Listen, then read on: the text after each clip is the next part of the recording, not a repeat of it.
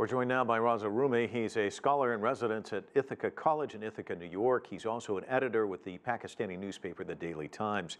The newly elected Prime Minister Imran Khan says he's optimistic of a reset in this relationship with the U.S. Is he right?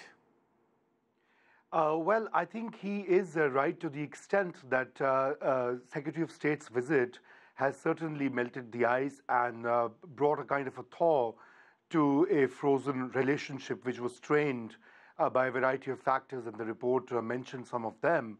And it's very important for the two countries to continue engagement and bilateral talks because they have mutual interests in Afghanistan and in other areas. But Pompeo wasn't as willing to go that far, saying they talked about new government, the opportunity to reset the relationship, but he said they have a long way to go. Are these two conflicting messages, do you think?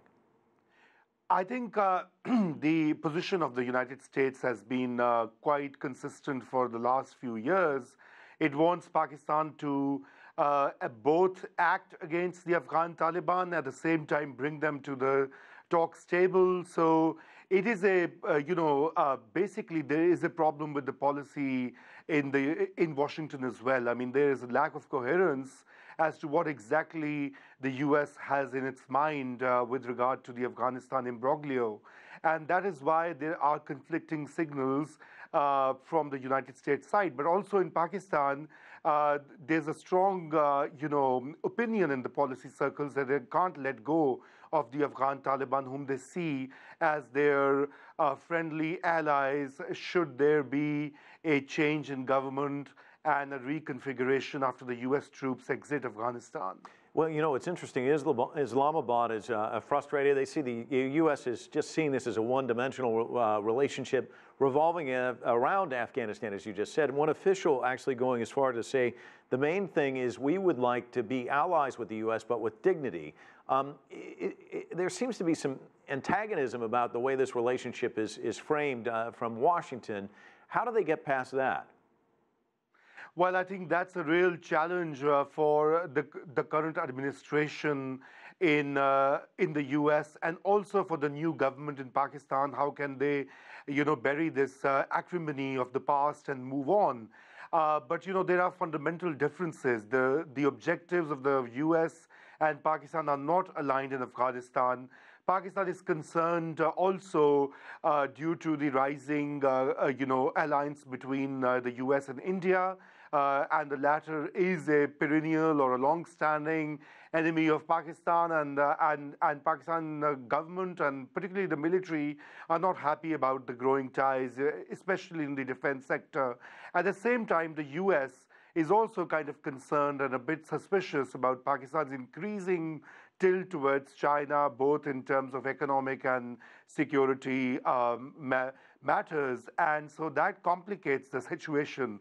Having said that, there is no question that both countries have had a long relationship in the last 5-6 decades, and it just can't be wished away because until the U.S. troops are in Afghanistan and the Taliban are sort of fighting them and the Afghan government for peace process and for a dialogue and some kind of a solution, Pakistan is needed. And Pakistan needs the U.S. support in the International Monetary Fund and also with the other finance-related institutions, because the economy in Pakistan is in a bad shape and it would need some injection of external aid and loans. What do you see? I guess what do you see as the next steps in trying to start this reset? So I think this reset would obviously have to, first happen with a common minimum definition of an agenda, particularly with respect to what is to be done with the Taliban in Afghanistan. And I think Pakistan can play a role, but Pakistan does not have the full control over all the factions that comprise Afghan Taliban, and the U.S. would need to understand that and perhaps also acknowledge that Pakistan has suffered a lot in the war on terror, particularly its soldiers and nearly 60 or 70,000 civilians who have died in various acts of terrorism.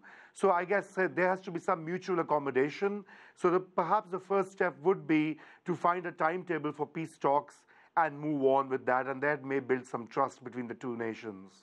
Raza, thanks so much for joining us. Really appreciate it.